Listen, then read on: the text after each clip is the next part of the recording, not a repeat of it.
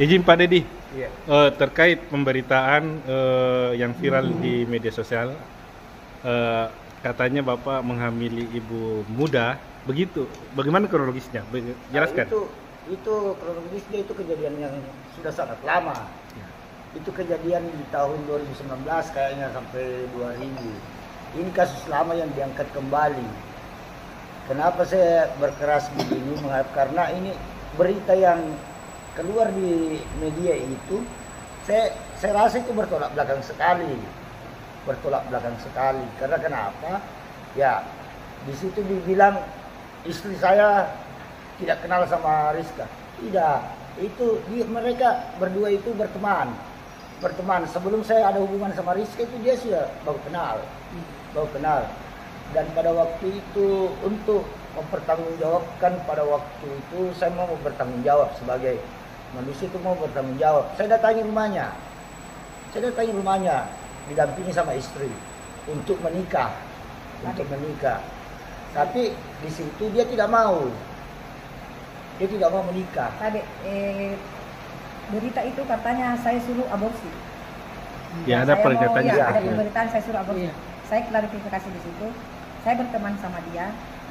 Dia telepon saya, bilang Karin, saya hamil. Jadi bilang, dengan siapa? Kak Dewi. Kaget kayak di situ. Dia menikam saya dari belakang karena saya berteman sama dia, Pak Toh. Nah, terus dia minta uang sama saya. Adek, minta tolong, bisa kak minta uang tak? Mau kak gugurkan? Aku bilang, saya tidak suruh kau gugurkan itu, kau sendiri yang mau. Nah, bilang, iya saya sendiri karena saya tidak mau ganggu rumah tangga tak. Saya kirimi uang itu 600.000. Dia beli obat, dia foto, dan tadi saya sudah minum, tapi dia tidak keluar katanya itu kandungannya. Jadi terserah dari kau, dia bilang, iya. Besok begitu, dia bilang, tidak, saya mau ini berita sudah sampai ke orang tuaku, saudaraku. Dia mau ke inspektorat, saya mau kasih hancur baby. Jadi aku bilang, oh silakan. Kenapa mau kasih hancur kalau dia mau bertanggung jawab? Tapi tidak. Dia hancurkan saya juga bisa hancurkan dia. Oke, kita ketemu di inspektorat, dia datang melapor. Dan bapak juga dipanggil secara resmi, saya dampingi dia. Saya dampingi bapak, datang kita dipertemukan. Di situ kita bicara, dia minta uang sekian, saya kasih dengan perjanjian. Saya juga punya permintaan sama dia, nikah langsung cerai, dan dia setujui. Jadi saya bawa uang itu, uang saya kasih dengan perjanjian sudah menikah cerai, dia iyakan. Tapi kepala inspektorat bilang tidak bisa diceraikan dalam keadaan hamil.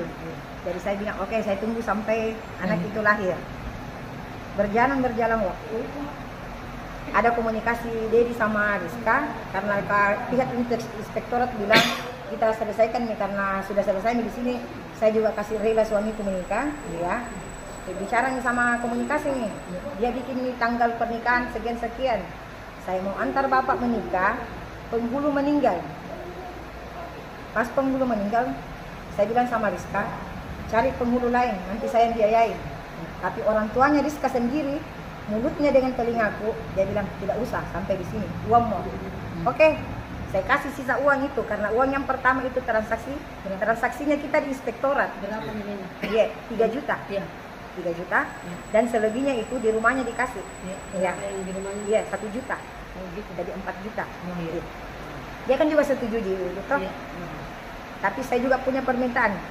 Saya kasih ini uang, saya bikinkan perjanjiannya, Bu. Nah, bilang iya. Saya beli materai, bikinkan perjanjian, ada perjanjiannya, ada buktinya sama saya. Sudah bikinkan di foto, saya foto bertiga. Saya anggap itu masalah selesai. Saya sempat pakai pelukan sama dia, jalin komunikasi sama dia. Oke, saya anggap selesai karena sudah ada perjanjian, Pak. Tapi Rizka itu terus meneror, minta uang begini, bilang alasannya anak bilang. Apalagi karena ini kan sudah ada perjanjian, dan lagian kalau memang perempuan baik-baik, kau mau dinikahi itu hari. Kalau memang perempuan baik-baik, dan kenapa ini dia tolak? Berpikir secara logik, kalau perempuan baik-baik pasti mau dinikahi, walaupun 1 jam, pasti mau. Kalau urusan cerai itu kan setidaknya ini anak punya status iya. Tapi ini kan tidak. Kita sudah ambil kesimpulan di situ, dia tidak mau dinikahi, dia cuma mau uang. Ya. Jadi Berjalan. untuk ini nanti ke depannya kita akan berupaya untuk melaporkan saudara Rizka atas pencemaran nama baik dan pemalsuan surat keterangan nikah. Dan sekarang itu surat keterangan nikah itu ada di Polsek Mariso. Jadi rencananya insya Allah itu nanti kita akan laporkan balik. Nah, dia bikin surat nikah di keterangan palsu. Makanya saya itu hari saya melapor di Sekta 4. Di Sekta 4 saya disuruh ke Mariso. Dan sempat itu hari saya datangi imam. Imam yang mengaku yang kasih menikah. Saya ke rumahnya imam sama polisi. Saya tanya baik-baik. KB, assalamualaikum Pak. Apa pernah Bapak kasih menikah suamiku sama Ibu Rizka? Dia bilang tidak. Terus kenapa muncul surat nikah? Nah, dia bilang begitu. Pengakuan Rizka sama saya, dia sudah menikah sama Bapak. Jadi saya bikinkan karena itu penghulunya tiba-tiba meninggal. Dia tidak sempat bikinkan, makanya saya bikinkan. Oh salah. Jadi di situ kita bisa berpikir bagaimana. Baru Jadi saya infonya begitu ku dengar, ini Rizka yang melapor di Polsek Mariso. Salah. Itu salah. Saya melapor. Saya yang melapor. Dan ada katanya perjanjian di Mariso. Tidak ada perjanjian. Tidak ada perjanjian. Memang ada perjanjian. Dia bikin perjanjian mau dibiayai anaknya tiap bulan. Iya, saya Dia bilang lari. iya. Dia pergi. Saya juga punya permintaan sama dia. Tidak usah diganggu keluargaku. Tidak usah diungkit-ungkit begini bla bla bla. Kan? Ya. Kau klarifikasi, kasih bersih namanya suamiku, baru saya ikuti permintaanmu tiap bulan. Tapi dia tidak mau, dia lari. Saya punya etikat baik menunggu sampai jam 12 malam di Polsek Mariso dan semua disaksikan sama penyidik. Dia tidak datang. Jadi saya konfirmasi sama penyidik, "Tadi Pak, bagaimana ini komandan? Saya sudah tengah malam ini sampai jam 12 malam." Apa dia bilang penyidik? "Oke Bu, kita ada etiket baik tak?" Tapi dia pergi. Jadi pulang mati.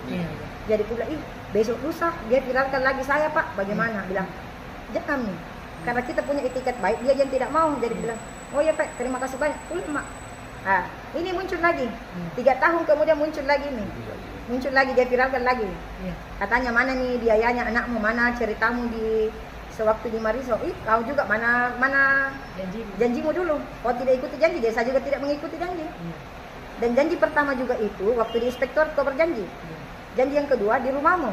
Tidak ada yang pernah kau Jadi Selalu mengisi. selalu Sekali lagi Pak, jadi terkait kasus ini apa harapannya Pak? Saya harapannya buat media-media ya, maksudnya jangan sepihak. Maksudnya setidaknya harus cari informasi dulu. Karena media ini yang meliput itu bertolak belakang sekali sama yang terjadi. Katanya di saat hamil 5 bulan baru dia tahu bahwa Pak Dedi sudah punya istri. Oh salah. Saya berteman sama Rizka. Saya sering baku kontak-kontak. Sejak kapan berteman Ibu? Sejak baku kenal sama Bapak. Saya sudah berteman. Tahunnya? Tahun 2019 begitulah, iya. Oke. Makasih Bu.